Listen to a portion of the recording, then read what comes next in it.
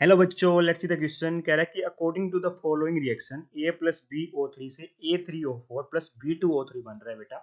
Number of moles of A three O four produced बताओ। अगर एक मोल ऑफ ए को मिक्स कर दें with one mole of B O three, एक मोल ए का लिया और एक मोल बी ओ थ्री का लिया, इससे ए थ्री ओ फोर बना और बी टू ओ थ्री बना, तो कितने ए थ्री ओ फोर के मोल बनेंगे, है ना। ये पूछा गया है हमसे। तो देखिए बेटा, ध्यान से समझिए क्वेश्चन को। ऐसे क्वेश्चन में बेटा हमें क्या पता होना चाहिए? सबसे पहले तो देखिए, कोई भी रिएक्शन दे दे हमें, सबसे पहले दिमाग में आना चाहिए रिएक्शन बैलेंस है या नहीं। तो यहाँ पे अगर आप देखोगे तो एक ए है, यहाँ पे तीन ए है, यहाँ पे एक बी है, यहाँ पे दो बी है। इसका मतलब ये बात कंफर्म हो चुकी है कि रिएक्शन बैलेंस नहीं है ना। ऑप्शन इस सेट तीन है, इस सेट कितने हैं, चार और तीन सात है। तो सबसे पहले काम हमारा होगा बेटा रिएक्शन को बैलेंस करना। अब आपके दिमाग में आएगी कि रिएक्शन को बैलेंस कैसे करें सर। तो सबसे पहले हम क्या देखते हैं बेटा, ए और बी को देखिए यहाँ पे। ठीक है, बैलेंस करने के लिए थोड़ा सा बेटा ध्यान दीजिएगा। ठीक है, यहाँ पे ए कितने, तीन है, तो यहाँ पे लगा दो तीन। बी कितने बेटा, दो है, तो यहाँ लगा दो दो। अब देखिए बेटा, एक बात समझिए ध्यान से। मैंने क्या किया, क्या अब ये लगा दी, क्या ऑक्सीजन बैलेंस हुई? तो यहाँ पे कितनी है ऑक्सीजन आइटम हुए बेटा, सिक्स है। यहाँ कितने, चार तो यही हो गए और तीन यहाँ हो गए। ठीक है, टोटल सात हो गए। मतलब इसका मतलब हमारी ऑक्सीजन बैलेंस नहीं हुई है। तो ऐसे केस में बेटा हम हिट एंड ट्रायल मेथड के अलावा कुछ नहीं कर सकते हैं। हम hit and trial method he use कर सकते हैं, डिफरेंट डिफरेंट मेथड अप्लाई कर सकते हैं। सबसे सिंपलेस्ट मेथड तो यही होता है बेटा, ए और बी हमने बैलेंस करके देखे पर ऑक्सीजन बैलेंस नहीं हुई। अब और क्या करके देख सकते हैं हम? देखिए बेटा, मान लीजिए मैंने ए लिया, ये लिया बी ओ थ्री, ठीक है, और फिर ए थ्री ओ फोर फिर से लिखता हूँ बेटा। मतलब ये वाला हमारा फेल हो गया क्योंकि यहाँ पे हमारी रिएक्शन बैलेंस नहीं हुई है।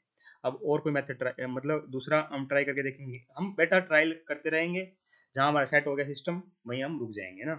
सेट होने का मतलब है बेटा जहाँ रिएक्शन बैलेंस हो गई ना। अब देखिए, एक चीज ये कर सकता हूँ मैं, जैसे अगर ऐसी चीजों में ना थोड़ा सोचना चाहिए। हमारा मेन जो मुद्दा ला रहा है, प्रॉब्लम ला रहा है, वो ऑक्सीजन ला रहा है। तो एक काम करो बेटा, यहाँ पे चार ऑक्सीजन है, यहाँ पे तीन ऑक्सीजन है, तो आप क्रॉस मल्टीप्लाई करके देख लो। ठीक है, ये वन ऑफ द मेथड है। बस हम हिट एंड ट्रायल कर रहे हैं बेटा, ऐसा कुछ नहीं कि स्पेसिफाइड जनरल मेथड है, ऐसा कोई स्पेसिफिक मेथड ऐसा नहीं है। जैसे मान लीजिए चार ऑक्सीजन यहाँ पे तीन है, तो मैंने क्या कर दिया, यहाँ चार कर दिया मल्टीप्लाई, यहाँ तीन कर दिया। अब देखूंगा मेरे ए कितने हो गए बेटा, नौ हो गए हैं। ठीक है, बी कितने हो गए बेटा, मेरे आठ हो गए हैं। अब ऑक्सीजन गिनो बेटा, तो eight into three twenty four oxygen atoms है। यहाँ पे देखिए बेटा, तीन इंटू चार बारह और चार इंटू तीन बारह। ये देखिए, अब क्यू आर रिएक्शन हमारी बैलेंस हो चुकी है। इसका मतलब मैं क्या कह सकता हूँ बेटा, जो बैलेंस रिएक्शन होगी बेटा हमारी, वो कुछ इस तरीके की दिखी जैसे मैंने अभी आपको दिखाई है। ठीक है, बैलेंस रिएक्शन आ गई। अब कुछ नहीं रहा बेटा काम। अब हमें बताना कि इसका एक मोल लिया गया बेटा और इसका भी एक मोल लिया गया। बताओ ए थ्री और फोर के कितने मोल बनेंगे? तो नेक्स्ट काम क्या कर रहे होते हैं बेटा, हम देख रहे होते हैं लिमिटिंग रिएजेंट को। लिमिटिंग रिएजेंट बेटा वो होता है जो कंप्लीटली रिएक्ट कर जाता है रिएक्शन के अंदर, कंप्लीटली खत्म हो जाता है।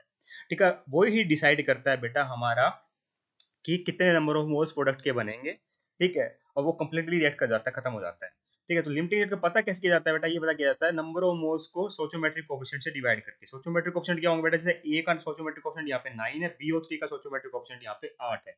जो कम वैल्यू आएगी बेटा वो लिमिटिंग एजेंट होगा। जैसे मान ली नंबर ऑफ मोल दोनों में तो वन वन ही है। अगर मैं ए के लिए बात करूं तो यहाँ पे नंबर ऑफ मोल वन है, सोचोमेट्रिक कोफिशिएंट 9 है। BO3 के लिए बात करूं बेटा, BO3 के लिए तो नंबर ऑफ मोल्स यहाँ पे भी वन है पर सोचोमेट्रिक कोफिशिएंट 8 है। तो बताइए बेटा, 1/9 छोटा होगा या 1/8 छोटा होगा? इसका डिनोमिनेटर बड़ा, वो छोटा होगा, तो 1/9 इज स्मॉलर देन 1/8। इस बात का अपने को ध्यान रखना है। मतलब ये चीज हमारे पास कंफर्म हो गई अब कि लिमिटिंग रिएजेंट हमारा कौन है। लिमिटिंग रिएजेंट बेटा हमारा है ए। लिमिट मतलब कंप्लीटली रेट कर जाएगा बेटा। अब ये डिसाइड करेगा हमारा प्रोडक्ट कितना बनेगा। तो इसको देखिए, बैलेंस रिएक्शन देख के मैं क्या बोल सकता हूँ, बैलेंस रिएक्शन देख के ये बोल सकता हूँ बेटा मैं कि अगर मैं 9 मोल्स लेता हूँ ए के, 9 मोल्स ऑफ ए हमें क्या देता है बेटा, 3 मोल्स ऑफ A3O4 देता है। 3 moles of A3O4 is produced. इस बात का अपने को ध्यान रखना है। अगर 9 मोल लेने से क्या होता है बेटा, 3 मोल A3O4 के प्रोड्यूस होते हैं। तो अगर मैं मुझसे पूछा गया है एक्चुअली हम ले कितने रहे हैं बेटा, एक मोल ले रहे हैं, तो एक मोल के कितना हो जाएगा, यूनिटरी मेथड अप्लाई करिए बेटा। तो 1 मोल ऑफ ए से क्या मिलेगा, देखिए ध्यान से। अगर मैं 1 मोल ऑफ ए ले लूँ, 1 मोल ऑफ ए से ये हो जाएगा 3/9 इंटू में one, that is equal to 1/3 moles of A3O4 will produce, of A3O4 will produce। बस यही करना था बेटा हमें। मेन बेटा क्वेश्चन में दिक्कत कुछ नहीं थी, दिक्कत थी थोड़ी बैलेंसिंग में। तो ऐसे क्वेश्चन से घबराना नहीं बेटा, हिट एंड ट्रायल मेथड करके देखो, कुछ ना कुछ कभी ना कभी तो आएगा है। ठीक है, बस हमें हमने दो एक दो मेथड अप्लाई करे, मतलब हिट एंड ट्रायल करा हमने, लगा लगा के देखे बेटा, और आंसर आ गया बेटा मेरा। Number of moles of A3O4 produced if 1 mole of A is mixed with 1 mole of BO3 is 1/3। Hence option number C is perfectly correct here।